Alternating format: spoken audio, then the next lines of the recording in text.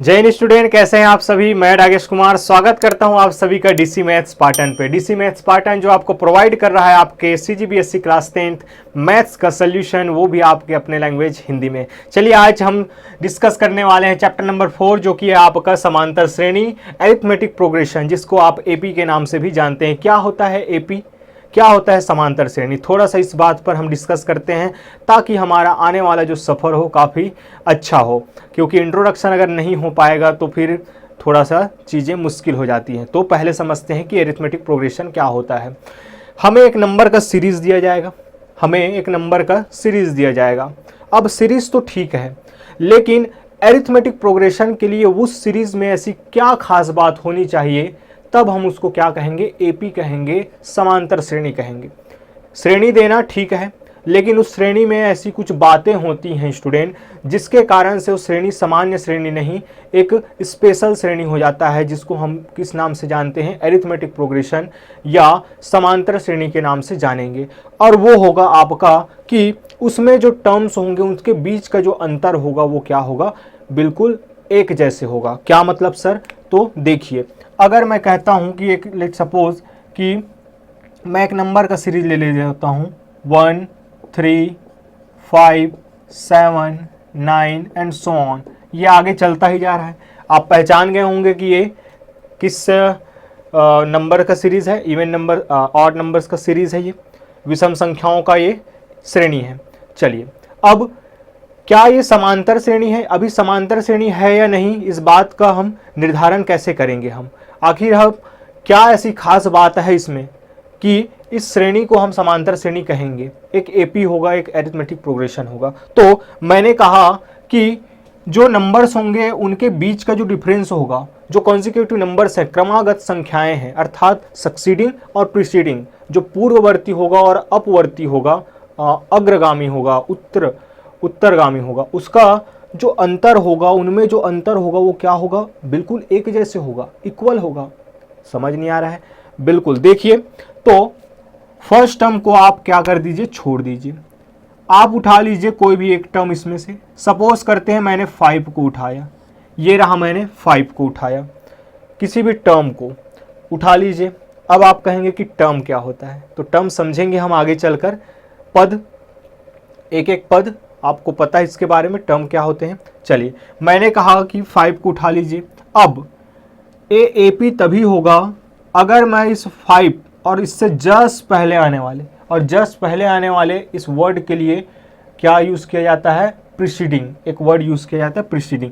तो ये होता है आपका प्रीसीडिंग टर्म और ये होता है आपका सक्सीडिंग टर्म, ये पूर्ववर्ती और उत्तरगामी। चलिए, तो मुझे क्या करना है, इससे जस्ट पहले आने वाले इस प्रीसीडिंग टर्म से इसको क्या कर देना है, माइनस कर देना है। तो अगर मैं 5 - 3 करता हूँ तो क्या आता है स्टूडेंट, ये आता है 2, बिल्कुल 2 आएगा। चलिए, 2 आना सही है, कोई बात नहीं। अब फिर से मैं एक टर्म लेता हूँ, मैं क्या करता हूँ, मैं 7 को लिया और 7 से पहले आने वाले नंबर को माइनस करना है, बिल्कुल। तो 7 - 5 कर देते हैं, तो ये 2 आया, फिर से एक डिफरेंस मिला हमें। तो चलिए, इसी तरह अगर मैं 9 ले लेता हूँ, अगर मैं 9 - 7 करूं, याद रखिएगा जो नंबर ले रहे हैं उससे जस्ट पहले वाले से आपको माइनस करना है, और उसका भी डिफरेंस क्या आता है, 2 आता है। इसी तरह अगर मैं 3 ले लूं तो 3 - 1 करेंगे तो क्या आ जाएगा, 3 - 1 आपका 2 आ जाएगा। चलिए, डिफरेंस आना अच्छी बात है, 2 आना भी अच्छी बात है, लेकिन अच्छी बात यह है कि सभी के सभी 2 आ रहा है। यही है वो खास पैटर्न जिसकी वजह से ये जो सीरीज है आपका अब क्या कहलाने लग जाएगा, ये जो सीरीज है आपका कहलाने लग जाएगा आपका समांतर श्रेणी। क्या? समांतर श्रेणी। क्यों समांतर श्रेणी? क्योंकि इसमें खास पैटर्न फॉलो हो रहा है इस श्रेणी में, जो कि है इनके बीच के जो नंबर्स हैं, इनके बीच क्या है, डिफरेंस इक्वल हैं, सभी डिफरेंसेस आर इक्वल हैं। तो क्या हो जाएगा, ये जो होगा आपका समांतर श्रेणी होगा। क्या बातें समझ आई? अब ये जो कॉमन डिफरेंस आ रहा है, मतलब कि जो एक मेन डिफरेंस मिल रहा है सबके बीच, इसको हम कहते हैं कॉमन डिफरेंस, CD, जिसको हम डिनोट करेंगे स्मॉल d से। ये जो अंतर आ रहा है स्टूडेंट, ये जो आपको डिफरेंस मिल रहे हैं वो क्या है, कॉमन है सब में। सब में कॉमन है, इसीलिए इसको कॉमन डिफरेंस कहा जाएगा, सर्वांतर कहा जाएगा। सर्व अंतर, सब में जो अंतर समाहित हो वो आपका सर्वांतर होगा। चलिए, तो ये क्या कहलाएंगे आपस में आगे चल के ये कहलाने वाले हैं सर्वांतर। एक ऐसा अंतर जो कि क्या हो, सबके बीच में एक हो। तो ऐसे ही एक और उदाहरण अगर मैं लूँ, ये अगर मैं सेकंड नंबर एक और लेता हूँ, मैं सपोज मैं 1, 6, 11 देन 17 ले लेता हूँ। चलिए आगे बढ़ते हैं। अब अगर मैं इनके बीच डिफरेंस पता लगाने की कोशिश करता हूँ, चलिए क्या होता है कि फर्स्ट टर्म को छोड़ देना है, 6 - 1 करते हैं। मैंने इसको उठाया और इसमें माइनस किया तो मुझे क्या मिला, 5 मिला। मैंने इसको उठाया, इसमें माइनस किया, क्या मिला, 5 मिला। मैंने इसको उठाया, इसमें माइनस किया, अब कितना आएगा, 17 - 11। अब आया आपका 6, सपोज कीजिए 6 आया। अब क्या ये आपका अरिथमेटिक प्रोग्रेशन होगा? बिल्कुल भी नहीं होगा। अरिथमेटिक प्रोग्रेशन समांतर श्रेणी के लिए ये बात आपको ध्यान रखनी है कि ये उसी जो डिफाइंड रूल है, वो जो पैटर्न है जिससे आगे बढ़ रहा है, जैसे इनके बीच में 5, इनके बीच में डिफरेंस 5, तो इनके बीच में भी 5 होना चाहिए। मतलब कि यहाँ अगर 16 रहता तो हम कह सकते थे कि ये जो सीरीज़ है वो आपका क्या है, समांतर श्रेणी है। अभी के केस में ये समांतर श्रेणी नहीं होगी। बातें समझ में आई? और ये जो डिफरेंस है आपका क्या कहलाता है, सर्वांतर कहलाता है। उभयनिष्ठ जो होगा सब में क्या कहलाएगा, ये कॉमन डिफरेंस आपका, जिसको हम डी से डिनोट करेंगे। तो ये हो गई बातें। अब कुछ बातें और आपको पता होनी चाहिए, वो है कि ये जो आपको पहले नंबर पे संख्या दिख रही है उसको कहते हैं प्रथम पद। क्या कहते हैं, प्रथम पद। प्रथम पद फर्स्ट टर्म कहा जाता है इसको, और इसको हम डिनोट करेंगे A1 से, या इसको हम डिनोट करेंगे A से, A1 या A से। ऐसे ही इसके बाद ये फर्स्ट, तो ये कौन होगा, सेकंड टर्म होगा। A2 ये कौन होगा, थर्ड टर्म होगा। A3 ये कौन होगा, फोर्थ टर्म होगा। A4 ऐसे ही ये चलता जाएगा। और कहाँ तक चलता जाएगा स्टूडेंट, ये चलता जाएगा nth टर्म तक कहो, या mth टर्म तक कहो, या tth टर्म तक कहो, जो आपकी मर्जी, आपका क्वेश्चन जो देगा। हम जनरली लेके चलते हैं, ये चलने वाले हैं आपका nth टर्म तक, ये चलने वाला है nth टर्म तक। बातें चीज़ें अगर समझ में आ रही हो तो बिल्कुल कमेंट में बताना ना भूलिएगा। चलिए, तो फिर से एक बार रिवाइज करते हैं थोड़ी सी बातें, कि कोई भी सीरीज दी गई है, अगर उनके बीच जो डिफरेंस है, उनके नंबर्स के बीच जो डिफरेंस है वो क्या निकले, हमारा कॉमन आए, तो वो कहलाता है कॉमन डिफरेंस। इसका मतलब जो कॉमन डिफरेंस होता है वो सब में क्या होता है, सेम होता है। तो ऐसा अगर सीरीज मिलता है तब हम उस सीरीज को क्या कहेंगे, समांतर श्रेणी कहेंगे। ठीक, अगर कहीं भी अगर गड़बड़ हुई तो वो जो सीरीज है समांतर श्रेणी नहीं होगी। तो और उसमें से आपका जो फर्स्ट नंबर पे लिखा नंबर क्या कहलाता है, प्रथम पद कहलाता है, फर्स्ट टर्म कहलाता है, जिसको हम डिनोट करेंगे A1 या A से। उसके बाद A2, A3, A4, A5। चलिए, अब थोड़ा सा सवाल, अगर मुझे A2 निकालना है तो क्या करूंगा मैं, ध्यान से सुनिए। A2 आखिर बना कैसे है, 1 + 5 = 6, 1 + 5 = 6। अब A3 बना कैसे है, 6 + 5 = 11, या 1 + 5 + 6 + 5 = क्या, 11। ऐसे बना है। कहने का अर्थ मैं आपको ये समझाना चाहता हूँ कि हमारा एक मोस्ट IMP आपका क्वेश्चन निकलने वाला है, जो कि बहुत पूछने लायक होता है या पूछा भी जाता है, कि व्यापक रूप क्या होता है आपके समांतर श्रेणी का। और कई स्टूडेंट पूरा पढ़ लेते हैं, कई पूरे चैप्टर कंप्लीट कर लेते हैं, लेकिन उनको व्यापक रूप ही नहीं पता होता। तो ये थोड़ा गड़बड़ मामला है। चलिए समझने का प्रयास करते हैं। कहने का अर्थ ये है कि अगर मैंने देखा कि A1 अगर मुझे निकालना है, A1 जब मैं निकालता हूँ तो A1 क्या आता है मेरा, A आता है, जिसको मैं ए से भी डिनोट करूंगा। अर्थात इसमें क्या है, 0d का गुणा है। कॉमन डिफरेंस इससे पहले तो हम नहीं निकाल सकते, 1 में इससे पहले माइनस नहीं कर सकते, कोई नंबर नहीं है, तो क्या होगा 0d होगा। वो कॉमन डिफरेंस हम d क्या लेके चल रहे हैं, 0 लेके चल रहे हैं। मैं आपको पैटर्न एक बताना चाहता हूं, इसीलिए मैं यहाँ पे क्या लिख रहा हूँ, 0d लिख रहा हूँ। चलिए इसी तरह अगर मैं a2 अगर निकालता हूँ, यहाँ मैं आपको बताता हूँ, a2 अगर मैं निकालता हूँ तब मैं क्या करूँगा, इसमें इस कॉमन डिफरेंस को ऐड कर दूंगा तो दूसरे टर्म पे पहुंच जाऊंगा। क्या बातें समझ में आ रही हैं। 1 + 5 किया तो 6 आया, और ये 5 क्या है आपका कॉमन डिफरेंस है, कॉमन डिफरेंस है। और कॉमन डिफरेंस कैसे निकलता है, द्वितीय पद माइनस प्रथम पद, ऐसे ले सकते हैं आप, second term minus first term, या इसका फॉर्मूला भी होता है, आगे मैं आपको बताऊंगा। चलिए a2 क्या निकल जाएगा, प्रथम पद में अगर मैं d को ऐड कर दूं तो d के साथ सामने में कौन है, अब यहाँ 0 था, यहाँ 1 बन गया। किसके लिए, सेकंड टर्म के लिए d के साथ गुणांक कौन आया, 1 आया। चलिए अब अगर मुझे a3 निकालना है स्टूडेंट, तो मैं क्या करूँगा, a3 निकालना है तो प्रथम पद में मैं इस सर्वांतर को ऐड किया तो 6 आया द्वितीय पद। अब द्वितीय पद में फिर से मैं 5 ऐड अगर करता हूँ, चलिए तो फिर से अगर 5 ऐड करूँ तो क्या मिलेगा मुझे, 11 मिलेगा। 11 मिलेगा तो क्या आया, प्रथम पद, मतलब कि a में मैंने सबसे पहले d को ऐड किया तो मुझे मिला द्वितीय पद। अब इसमें फिर से मैं अगर मैं d ऐड करता हूँ तब जाके मुझे कौन मिलता है, तृतीय पद। इसका अर्थ है कि a3 इज इक्वल टू क्या लिख सकता हूँ मैं, a + 2d, d + d 2d। तृतीय पद के लिए अगर मुझे थर्ड टर्म मुझे निकालना है तो d के साथ कौन है, गुणे के रूप में, गुणांक के रूप में 2 आया है।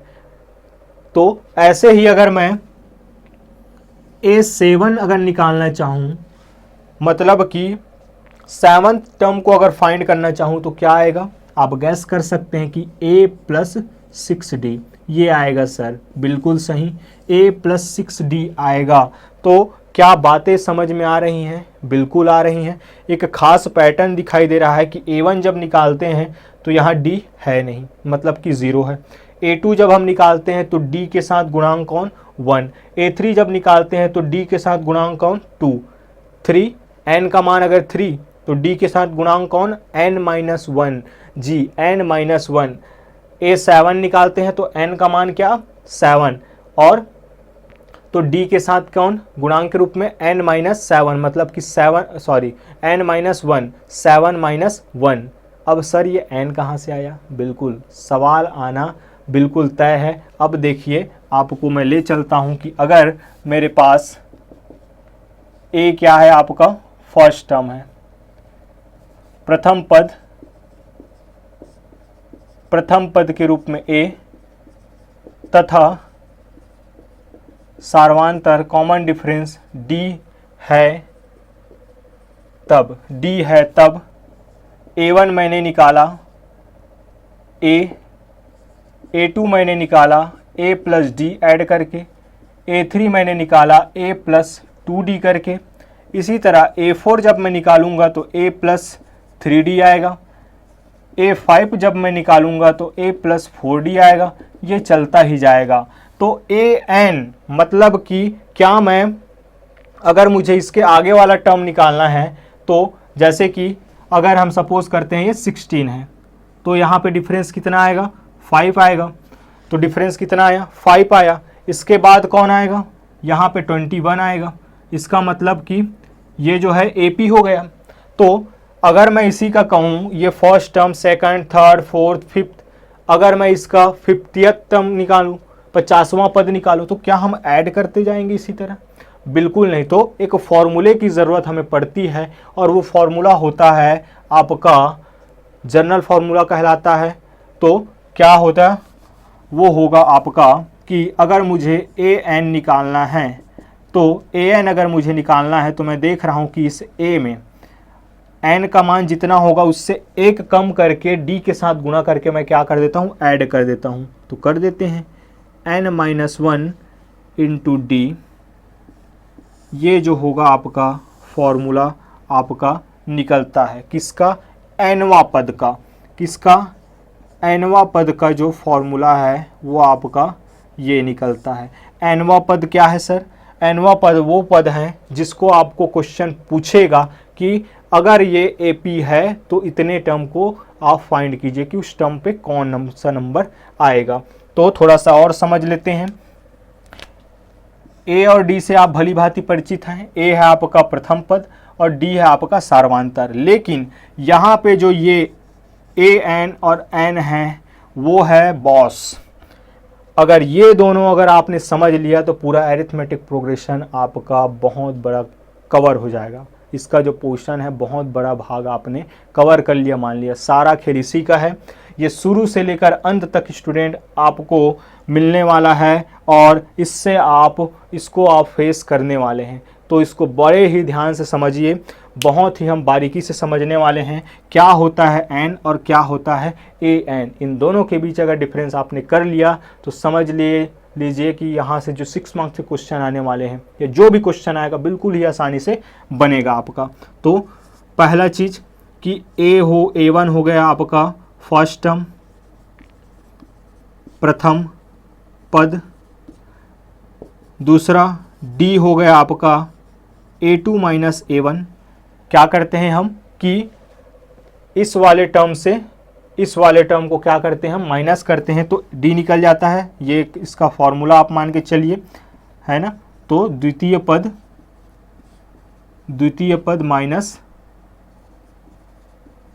प्रथम पद। ऐसे तो इसको लिखने की ज़रूरत नहीं है आपके। बिल्कुल ये चीज़ क्लियर होना चाहिए कि कोई भी नंबर अगर उठाता हूँ मैं उससे जस्ट पहले वाले नंबर से माइनस कर दूँ। ऐसे करते करते अगर मैंने एक सेम पैटर्न पाया जिसमें कॉमन डिफरेंस मेरा अगर सेम है, इक्वल है, तो फिर वो एरिथमेटिक प्रोग्रेशन होगा जो सीरीज होगा। अब थर्ड नंबर पे आते हैं। तो ये जो एन है वो क्या होगा आपका? ये जो एन है वो है आपका एनवा पद। ये क्या है आपका?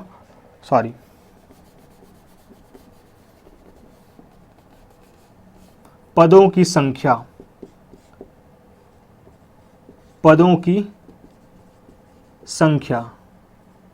पदों की संख्या कितने पद की हम बात कर रहे हैं? 50वें पद की बात कर रहे हैं या 40वें पद की बात कर रहे हैं? तो ये जो 40, ये जो 50, ये जो 60 है ना, ये जो 60th टर्म बोलूँगा मैं, 100th टर्म बोलूँगा, 79th टर्म बोलूँगा, 18th टर्म बोलूँगा, ये जो 18th है, 17th है, 79 है, ये सब क्या है? ये जो है n है। n का वैल्यू होगा। जैसे कि यहीं अगर बात की जाए तो first, second, third, fourth, fifth ये हुआ। तो इसका 10th, ये जो 10th में यूज़ करूँगा, जैसे कि मुझे 10th टर्म चाहिए, तो ये जो मैं 10th यूज़ कर रहा हूँ 10, वो क्या है आपका?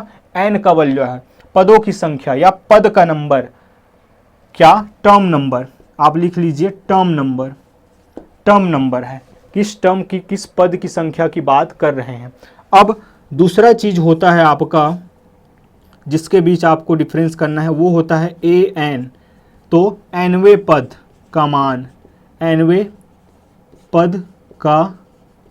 मान या एनवा पद, जैसा कि हमने यहाँ लिखा है एनवा पद, कि वो पद कौन सा है? 10वां पद है, ठीक, लेकिन उस पद में बैठे नंबर पद अनेक हो सकते हैं। कलेक्टर का पद अलग है, तहसीलदार का पद अलग है।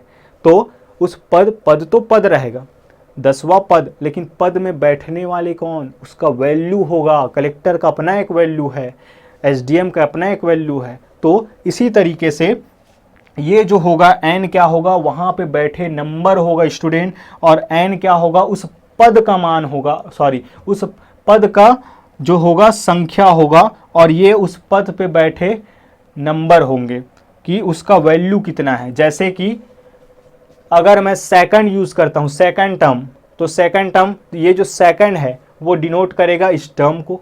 लेकिन मैं जब कहूँगा कि A2 का वैल्यू, A2 क्या है? A2 आपका डिनोट करेगा इस 3 को। A2 क्या डिनोट करेगा? इस 3 को। आई होप आप लोगों को चीज़ें समझ में आ गई होंगी।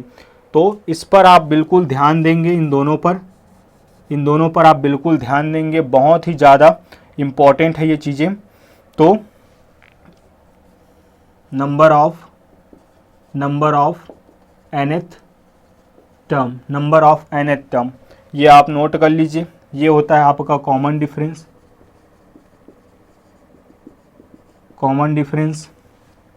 ये होता है आपका फर्स्ट टर्म। इस तरीके से हमने ये जो मेन फॉर्मूला है उसको हमने समझ लिया।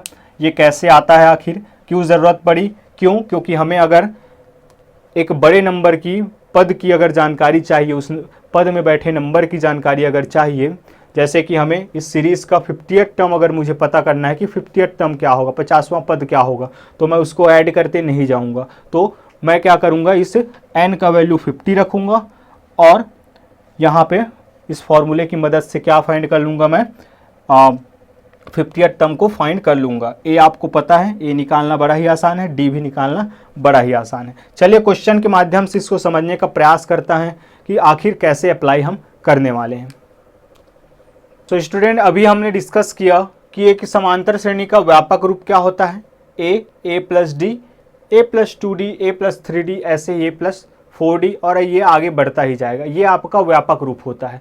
1 मार्क के लिए ये क्वेश्चन काफ़ी अच्छा बनता है, टीचर्स इसको पूछना पसंद करते हैं। वैसे ही आगे हमने डिस्कस किया, अगर हमें समांतर श्रेणी दी गई है और हमारा समांतर श्रेणी क्या है, A1, A2, A3, A4, और कहाँ तक चल रहा है, अनंत तक, n तक जा रहा है, ये an तक, तब हमें nवां पद का मान अगर निकालना है तो फॉर्मूला क्या होता है, वो फॉर्मूला होता है an is equal to a plus n minus 1 into D.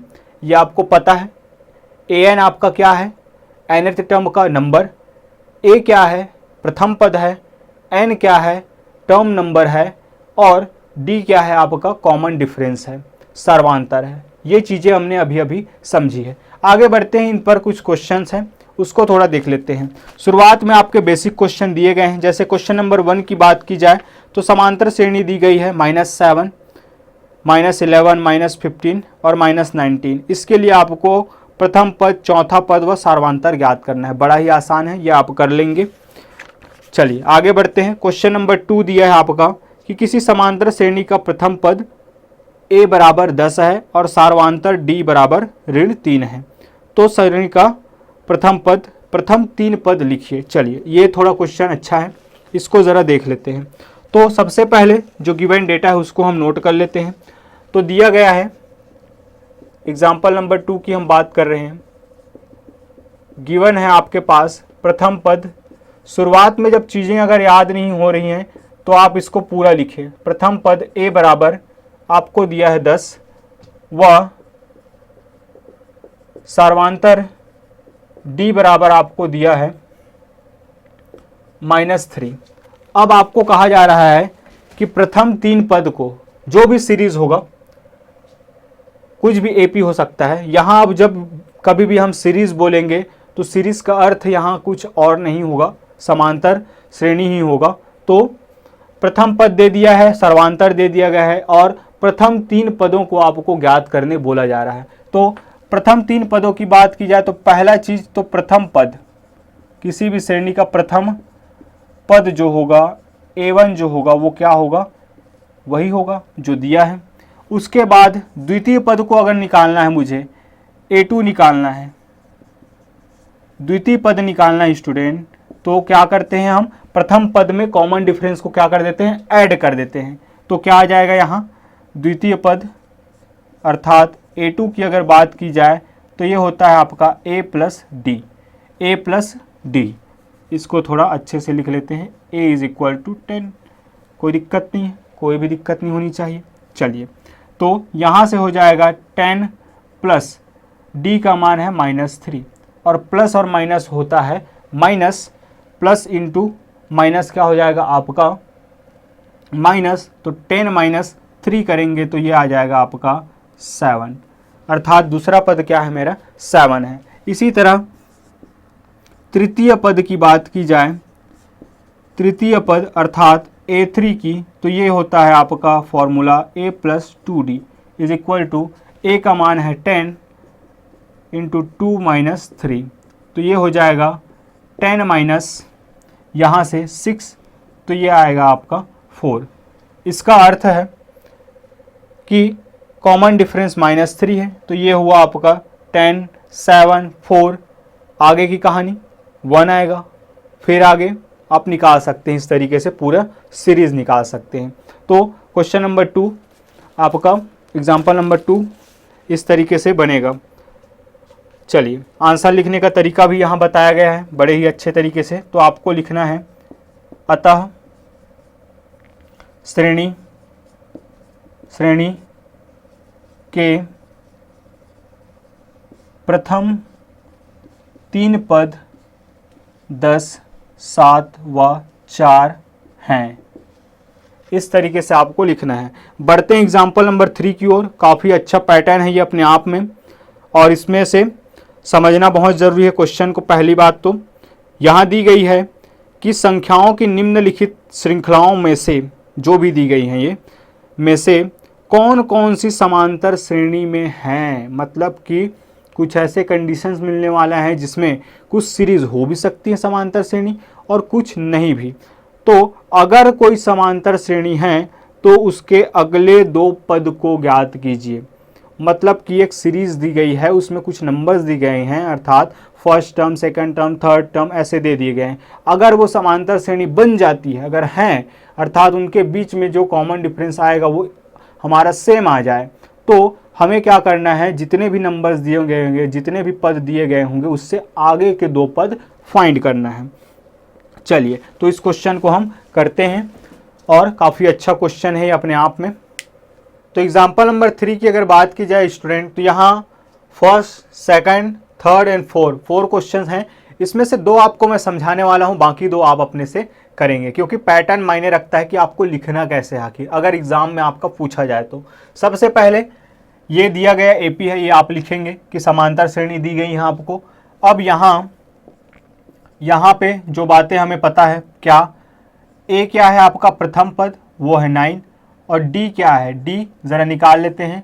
A2 minus A1 means 27 minus क्या 9, 27 माइनस 9 ये हो जाएगा 18। A2 माइनस A1 जब हमने किया कॉमन डिफरेंस फाइंड करने के लिए तो आया 18।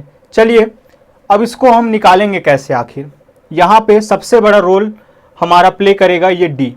इसी के थ्रू हम किसी भी सीरीज़ को क्या कहते हैं कि वो एक एपी है या नहीं, एक समांतर श्रेणी है या नहीं, किसके थ्रू, हमारे सार्वांतर के थ्रू। अगर सार्वांतर सभी में क्या आ जाए, एक जैसे आ जाए तो है, अगर नहीं आया तो नहीं है। तो पहला तो मैंने निकाल लिया, और अब बात करते हैं इसी प्रकार D इज इक्वल टू, मैं निकाल लेता हूँ A3 माइनस A2। इस 81 माइनस अगर मैं 27 करता हूँ तो 81 माइनस 27 क्या आता है, तो 11 माइनस 7 करेंगे तो ये आ जाएगा आपका 4। 11 माइनस 7 करने पर आ जाएगा 4, और 7 माइनस 2 करने पर आ जाएगा 5। अब ज़रा देख के बताइए, क्या यहाँ कॉमन डिफरेंस और यहाँ कॉमन डिफरेंस एक जैसे हैं? आप कहेंगे सर ये तो बिल्कुल अलग अलग है, साफ दिखाई दे रहा है। एग्जैक्टली तो क्या ये होंगे, क्या ये सीरीज जो होगा वो आपका एपी होगा, समांतर श्रेणी होगा? नहीं होगा। लिखेंगे कैसे कि चूंकि A2 minus A1 is not equal to A3 minus A2, इसलिए यह समांतर श्रेणी नहीं है, या यह श्रृंखला समांतर श्रेणी नहीं है। इस तरीके से आपको लिखना है। तो बढ़ते हैं इधर।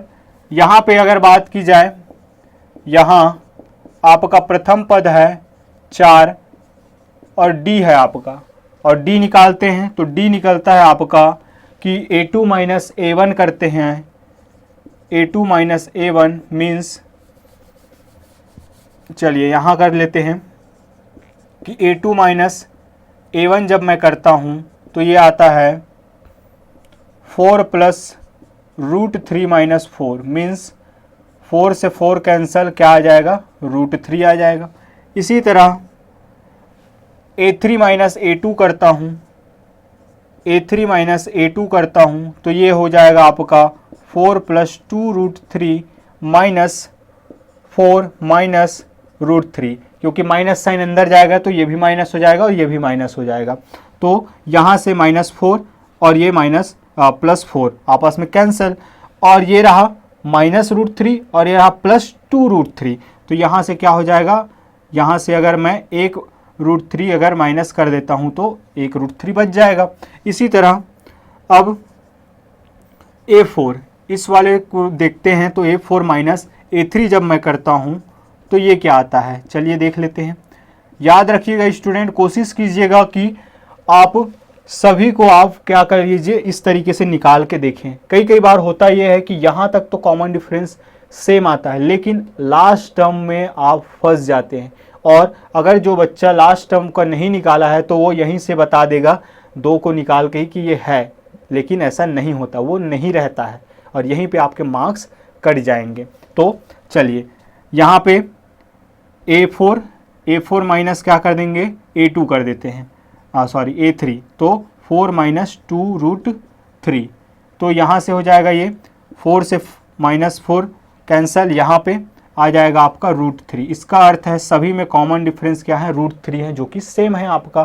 तो अतः आप कोई भी 2 पैटर्न ले सकते हैं या तीनों ही ले सकते हैं, कोई दिक्कत वाली बात नहीं है कि a2 माइनस a1 इक्वल है a3 माइनस a2 के इक्वल है a4 माइनस a3 के। इसलिए यह श्रेणी एक समांतर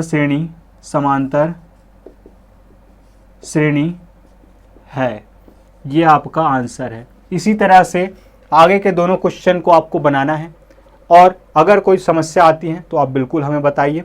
अब हम आगे बढ़ने वाले स्टूडेंट, और आगे जो आपको पैटर्न मिलने वाला है वो आपका फॉर्मूला पर बेस्ड रहेगा, इसलिए हम देखते हैं उसको नेक्स्ट वीडियो लेक्चर में।